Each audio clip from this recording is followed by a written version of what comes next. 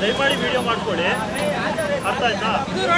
ಇವಾಗ ಇಲ್ಲಿರೋದು ಬಡವರು, ಅರ್ಥ ಆಯ್ತಾ? ಬಡವರು, ಶ್ರೀಮಂತರಲ್ಲ ಇವ್ರು. ಇಲ್ಲಿರೋ ಅಪಾರ್ಟ್ಮೆಂಟ್ ಅವ್ರಿಗೆ ಇಲ್ಲಿ ಚೆನ್ನಾಗಿ ಕಾಣಿಸಲ್ಲ, ಇದು ಗಲೀಜು, ಅರ್ಥ ಆಯ್ತಾ? ಇದು ಸ್ವಲ್ಪ ನೀಟಾಗಿ ಈ ಅಂಗಡಿ ತೋರಿಸಿ, ಸ್ವಲ್ಪ ನೋಡೋಕೆ ಚೆನ್ನಾಗಿದೆ, ಇದು ನೋಡೋಕೆ ಚೆನ್ನಾಗಿದೆ. ಇದೇ ಅಂಗಡಿಗಳು ನೋಡಿಸಿ, ಬಡವರಿರೋ ಅಂಗಡಿಗಳು ನೋಡಿಸಿ, ಗಲೀಜಾಗಿದೆ. ಅದಕ್ಕೆ ಅವ್ರಿಗೆ ಇದು ಇಷ್ಟ ಇಲ್ಲ. ಇದನ್ನೇ ಯಾಕೆ ಹೊಡಿತಾ ಇಲ್ಲ? ಗೌರ್ಮೆಂಟಾ ಸರ್? ಗೌರ್ಮೆಂಟ್ ಇದ್ರೆ ಕೆಲಸ ಮಾಡಬೇಡಿ, ಬೇಡ. ಗೌರ್ಮೆಂಟು ಸರ್ಕಾರದ್ದಿದ್ರೆ ಅದನ್ನ ಟೆನ್ಷನ್ ಮಾಡಕ್ಕೆ ಹೋಗ್ಬೇಡಿ. ಇದನ್ನು ತಪ್ಪಿ ಸರ್, ಇನ್ನೊಂದು ಟೈಮ್ ಹೇಳ್ತೀನಿ, ನಮ್ಮಪ್ಪಂದು ಅಲ್ಲ, ಯಾರಪ್ಪನ ಜಾಗನೂ ಅಲ್ಲ. ಇಷ್ಟು ದೊಡ್ಡ ಜಾಗ ಚರ್ಚಿಗೆ ಕೊಟ್ಟಿದ್ದಾರೆ, ಇಷ್ಟು ದೊಡ್ಡ ಜಾಗ ನೀವು ನೋಡಕ್ಕಾಗಲ್ಲ, ದೊಡ್ಡ ಜಾಗ ಇದು ಚರ್ಚಿಗೆ ಅಂತ ಕೊಟ್ಟಿದ್ದಾರೆ.